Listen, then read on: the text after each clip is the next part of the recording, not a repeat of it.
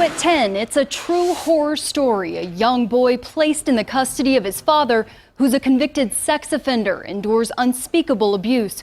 Call 7 investigator John Ferrugia is here. And John, you found that for months, Denver Human Services apparently ignored warning signs? That's right, Kelly. DHS knew the father was a convicted sex offender who had served time in prison for sexually abusing the boy's sister. In fact, the father had recently completed parole and sex offender treatment just prior to when DHS placed the boy in his home. He was being abusive toward his sisters. Kept telling me he was hearing voices. Regina Garcia says she simply could not control her 12-year-old son, who was showing signs of mental illness. He started getting into drugs and drinking. She admits that at the time she neglected not only her son, but her other children as well. That's when Denver Human Services took control, removing the children from her home and initially sending her son for mental health treatment. Garcia's former husband, Tercel Durison, was convicted in 2005 of sexually assaulting her older daughter, and he served time in prison. Records show he finished his sex offender classes and was off parole in August of 2010. But just 2 months later, they decided for him to be with his dad. I was saying I didn't think it was a good idea for him to put him with his dad, knowing he's a sex offender. Regina says her older daughter, who had been sexually assaulted, also warned DHS caseworkers not to place her brother in his father's home. That he would be better off with mom because dad is a child molester, is what she said.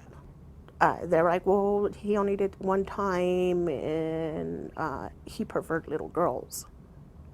That doesn't mean anything. That's what they told you? Yeah.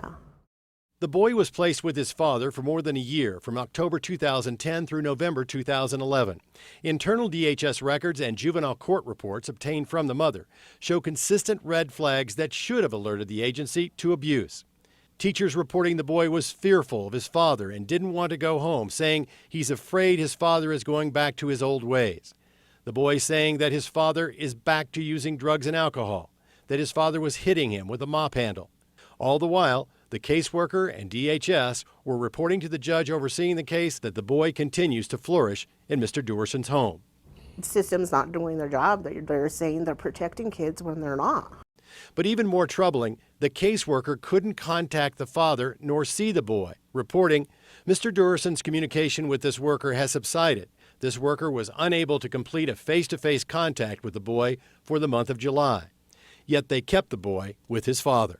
It was a high-risk placement to begin with, and so immediately it should have said there's a red flag here. Dr. Jerry Yeager, Director of Training for the Child Advocacy Center in Denver, has been working with child victims of trauma for 3 decades. While he was not involved in this case, he says when a child is in the home of a convicted sex offender, a high level of supervision and scrutiny is essential. Anything that would occur, like missed appointments, not following through on calls, not doing a report from a school that something is not, should trigger a red flag that this child is in a high-risk situation. We need to respond to that. In this case, it didn't. It wasn't until another county got reports of abuse in the home that DHS finally removed Duerson's son, and Tercel Durison again went to jail for child abuse. Compelling both of his sons in the home, an older son and a younger son, to both perform sex acts with the father and to perform sex acts with each other. Jordan Factor has filed a federal lawsuit against DHS on behalf of Regina Garcia and her son. A man who committed sexual assault on one of his children was now being given another one of his children to have in his home. That's outrageous. Duerson's son was sent to mental health treatment and therapy, where this year he was finally able to report fully what his father had done to him. An internal DHS report in May confirmed the abuse. Now 17, Duerson's son has walked away from his mental health program and is on the run. Do you know where he is now? I don't. I have phone contact with him though. He tells me I'm okay. Don't worry about me. This is my son. I want you home. I know he's going to need therapy for a very, very long time. Now, police in Wheat Ridge are conducting a criminal investigation into these latest sex assault charges. Meanwhile, the Denver Human Services would not address this case, but stated such a placement is legal if proper review is completed. But officials would not say whether the agency in fact followed its own policy. And a final note here, the caseworker and supervisor responsible for this case, well, they're still carrying a full DHS caseload, making daily judgments about child safety.